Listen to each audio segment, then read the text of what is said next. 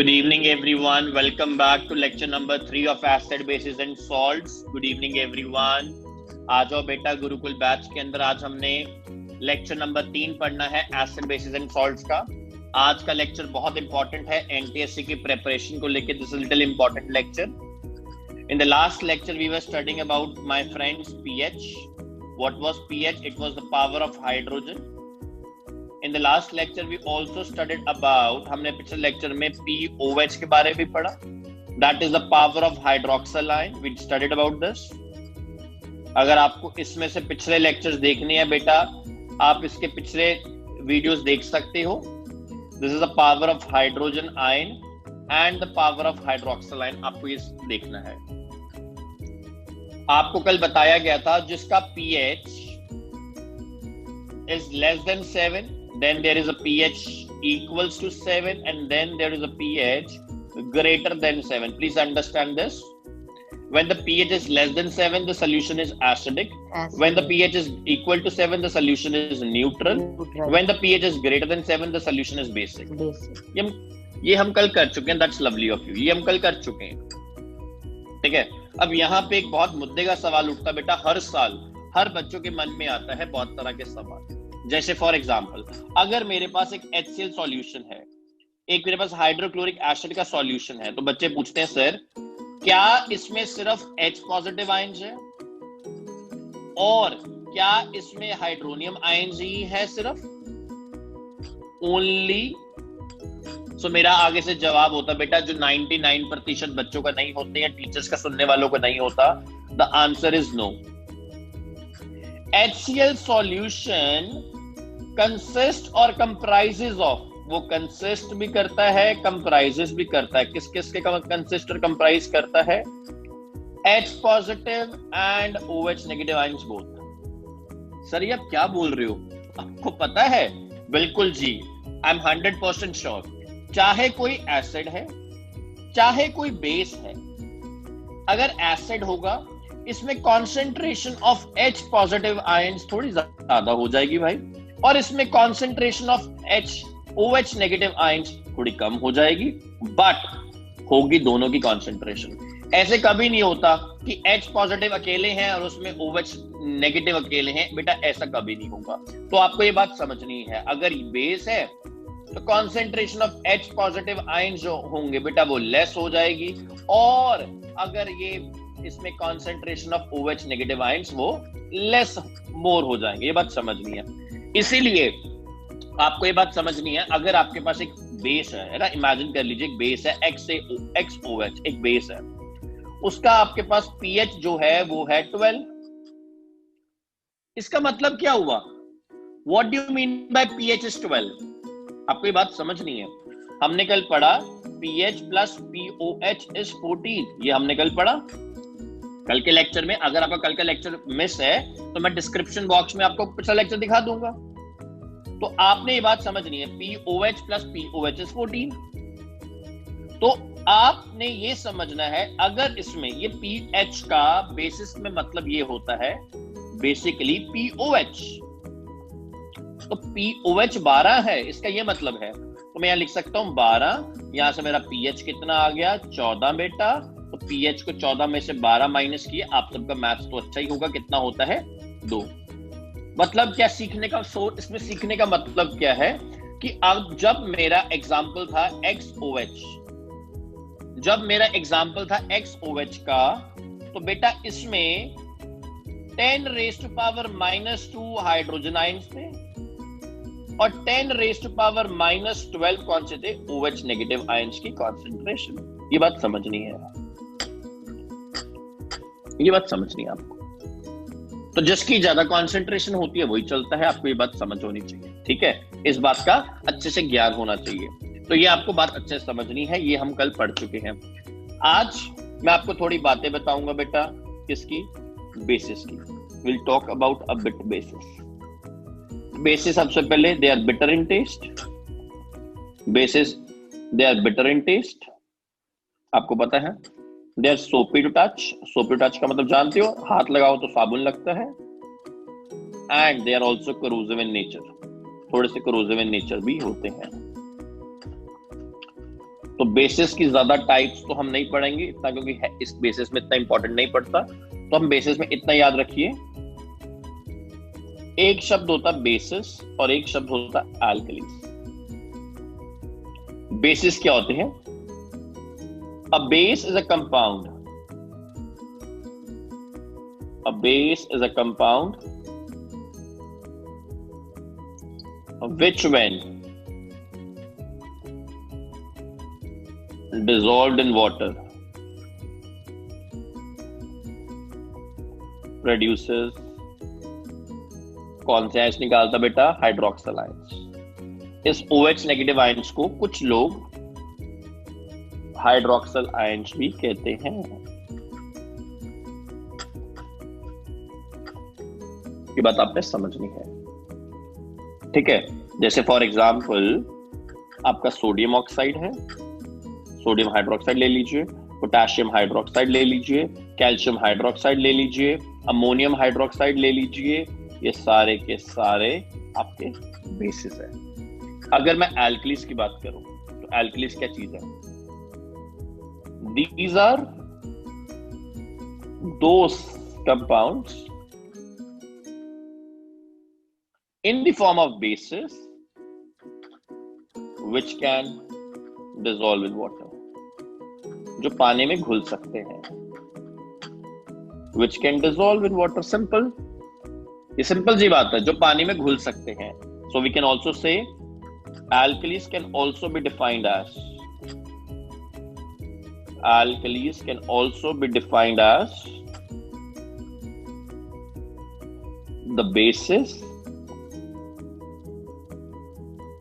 soluble in water, as the bases soluble in water।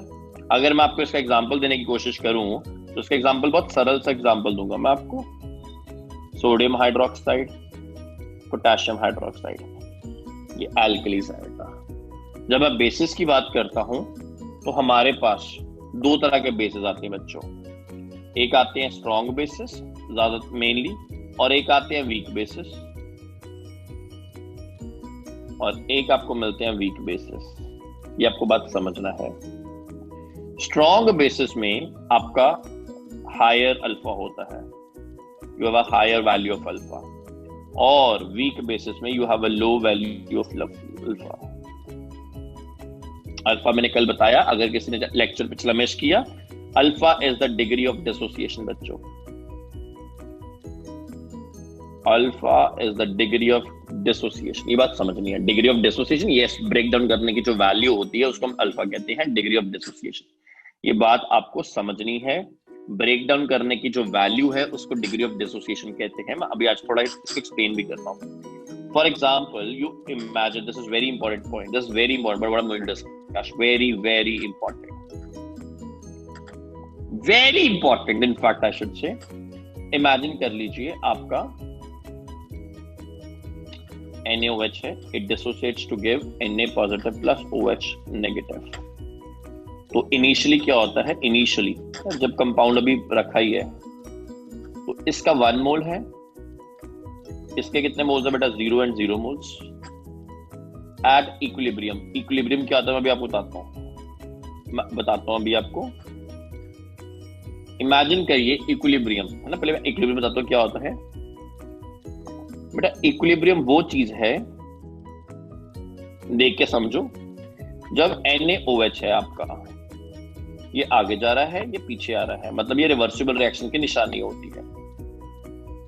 This is reversible reaction, this is called as reversible reaction. Reversible which can go in the forward direction also, which can come in the backward direction also।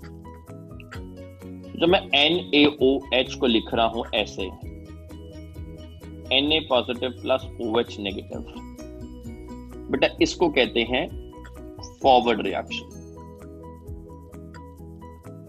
और बेटा नीचे वाले को कहते हैं backward reaction. दिखाओ मुझे 10th में कौन से किताब में और कौन से टीचर ने आज तक ये बताया। It is forward reaction, backward reaction. ठीक है जी। एक ऐसा टाइम आएगा when the rate of forward reaction at some point of time at some point of time, please note this my friends, देखो मैं आपका अपना बच्चा हूं, मैं आपका अपना भाई हूं, मैं आपका अपना बड़ा, जो मर्जी समझ लो, बड़े भाई की तरह ना, भैया की तरह। आपने इन चीजों को समझ लेना है। ये अभी नहीं काम आएंगी तो 10th 11th में काम आएंगी, 11th में नहीं आएंगी तो 12th में आएंगी, 12th कहीं ना कहीं जिंदगी में काम आएंगी। तो rate of forward reaction is equals to the rate of backward reaction at some of, and that particular time is called as equilibrium। उस पॉइंट को आप कहते हो इक्विलिब्रियम। थोड़ा सा और समझाता हूं, थोड़ा सा और इजी करके समझाता हूं। इमेजिन कर लीजिए HCl है, ये टूटा पानी में, H positive plus Cl negative, और इजी कर लो, और HCl को पानी में डाला, क्या बन गया? Hydronium ion plus Cl negative. ठीक है बच्चों? तो when the rate of the forward reaction, that is RKF and Kb, when the rate of the forward reaction, when the rate of the forward reaction is equals to the rate of backward reaction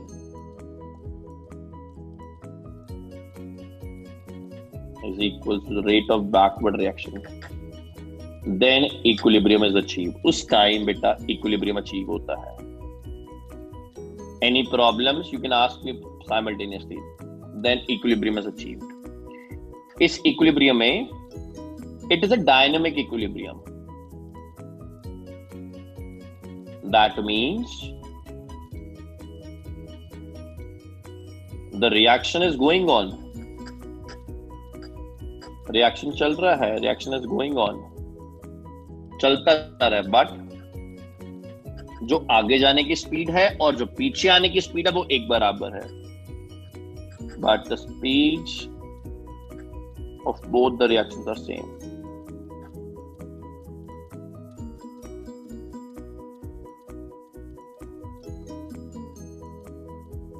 Of both the reactions are same, ये बस समझना है। Reaction जा रहा है but उनके आगे जाने की और पीछे आने की जो स्पीड होगी बेटा वो बिल्कुल बराबर होगी। ये आपको बात अच्छे से समझनी है। सो equilibrium is achieved, that means you have, आपको यहाँ पे बेटा क्या होता है? डायनेमिक इक्विलिब्रियम मिल जाता है, मतलब रिएक्शन चलता रहता है, दोनों साइड का, लेफ्ट साइड का और राइट साइड का जो रिएक्शन की स्पीड है वो सेम हो जाती है। ये बात समझनी है आपको, ठीक है बच्चों? ये बात बहुत इंपॉर्टेंट है। तो मैं एक और एग्जांपल लेके समझाता हूँ। इमेजिन कर लीजिए आपके पास है CH3COOH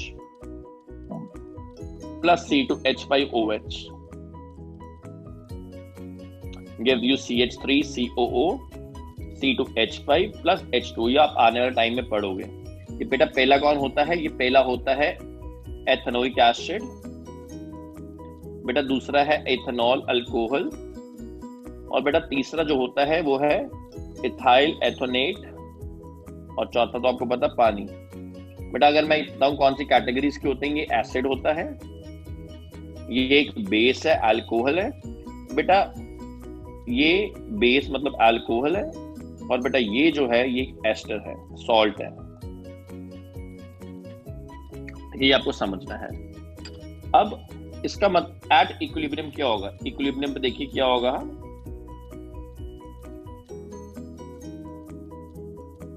the rate of forward reaction will be equaling to the rate of backward reaction. जो जाने का रिएक्शन है वो आने का बिल्कुल सेम रहेगा, उनका रेट जो है वो बिल्कुल सेम रहेगा। Rate of forward reaction equal to the rate of backward reaction. ठीक है जी। इस पॉइंट पे at this point of time और at this point of concentration और टाइम इक्विलिब्रियम इज अचीव। यहां पे बेटा आपको इक्विलिब्रियम जो है वो अचीव किया जाता है।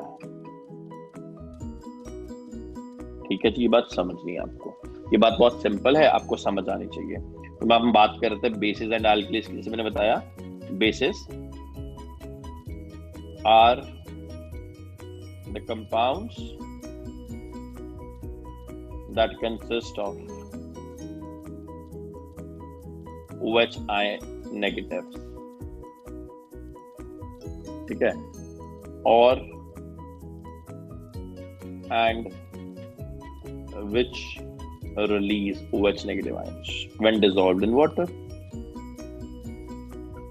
When dissolved in water, ये बात आपको समझनी है। तो यहां से एक आपको बात सीखनी आज, वो क्या है? ऑल एल्कलीज, जितनी भी एल्कलीज होती हैं, they are soluble in water, वो पानी में सॉल्युबल होती हैं। And all the bases are not necessarily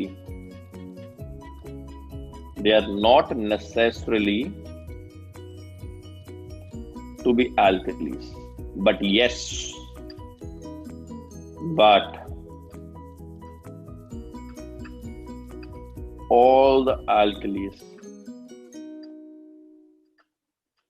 are necessarily to be bases। ये बात समझनी है। सारे जो बेसिस होते हैं वो जरूरी नहीं है एल्कलीज हो, बट सारी एल्कलीज क्या होती है बेटा? बेसिस होती हैं। बात समझनी है आपको, ठीक है जी। ये हमारे बेसिस के बारे था, हमारे एसिड्स के बारे था। आप कुछ इसमें एक इंपॉर्टेंट रिएक्शन आता है, जब भी आप किसी एसिड को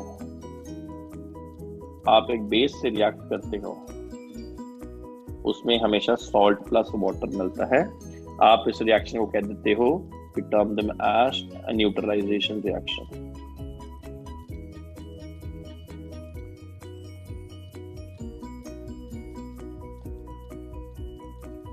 आप इसको न्यूट्रलाइजेशन रिएक्शन कह देते हो। जैसे कि फॉर एग्जाम्पल आपके पास HCl है बेटा, आपने यहाँ पे NaOH डाला, एक बेस, आपको NaCl प्लस H2O मिल गया, ठीक है। ये कौन है? ये एसिड है, ये बेस है, ये सॉल्ट है, वाटर मिला। याद रखना है, जो न्यूट्रलाइजेशन रिएक्शन होता है, it is always an exothermic reaction. Exothermic reaction का मतलब तो आप समझते होंगे। एक्सोथर्मिक रिएक्शन वो होता है जिसमें हीट जो है वो रिलीज की जाती है, हीट जो है वो बाहर निकलती है। Exothermic reaction, heat released out, in which heat is released out। यहाँ पे एक बहुत इंपॉर्टेंट पॉइंट पढ़ाने वाला हूं मैं आपको, बहुत ध्यान से देखना है। अगर स्ट्रॉन्ग एसिड और स्ट्रॉन्ग बेस हो बेटा, हमेशा न्यूट्रल सॉल्ट निकलता है पानी के साथ। ये बात समझनी है। अगर वीक एसिड हो और बेटा स्ट्रॉन्ग बेस हो, और स्ट्रॉन्ग बेस हो, तो आपको क्या मिलना है? बेसिक सॉल्ट मिलना है पानी के साथ। और अगर यहां पे आपको मिल जाए weak strong acid plus weak base, बेटा ये आपको देगा एसिडिक सॉल्ट। पानी तो मिलना ही मिलना है, बस वाटर, ठीक है। यहां पे एक और बात सीखनी है, इस एसिडिक सॉल्ट का जो पीएच होगा बेटा वो लेस देन 7 होगा। बेटा इस एसिडिक सॉल्ट का, बेसिक सॉल्ट का पीएच ग्रेटर देन 7 और इसका पीएच इक्वल्स टू 7। ये बात आपको सीखनी है। अगली बात यहाँ पे एक और सीखनी है, जब भी स्ट्रॉन्ग एसिड और स्ट्रॉन्ग बेस रिएक्ट करते हैं तो हमेशा बच्चों याद रखिए, न्यूट्रल सॉल्ट तो बनता ही बनता है। बेटा यहाँ पे हमेशा एक्सोथर्मिक रिएक्शन होता है। यहाँ पे हीट एक्सचेंज जो होता है डेल्टा H से मैं सिंबलाइज करूंगा, इट इज -57.1 किलो जूल पर मोल। ये फिक्स होती है, दिस इज फिक्स्ड। ये कांस्टेंट वैल्यू, ये चेंज नहीं करेगी, ये बात समझ में। Strong acid plus strong base gives you neutral salt plus water. अगर मैंने वीक एसिड ले लिया, स्ट्रॉन्ग बेस ले लिया, या कोई और कंडीशंस ले ली, जौन सा भी एसिड बनेगा, जौन सा भी सॉल्ट बनेगा, वीक एसिड और स्ट्रॉन्ग एसिड, है ना, स्ट्रॉन्ग बेस और वीक बेस ये ले ली। इन दोनों कंडीशंस में डेल्टा एच जो होगा it will be less than -57.1 kilo जॉल पर मोल। ये बात आपको समझनी है।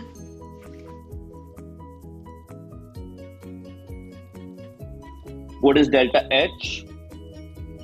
It is the heat released or produced in the reaction. कितनी हीट रिलीज, करेक्ट, या फिर आप कह सकते हो उसको थोड़ी भारी भाषा में enthalpy change in the reaction. Heat release और प्रोड्यूस इन द रिएक्शन, ये बात समझनी है, या फिर एंथैल्पी चेंज। अगर डेल्टा एच बेटा नेगेटिव होता है या डेल्टा एच पॉजिटिव होता है, नेगेटिव का मतलब होता है exothermic reaction, delta H positive endothermic, correct, endothermic reaction. ठीक है, ये डेल्टा एच फिक्स्ड होता है, कितना होता है, -57.1।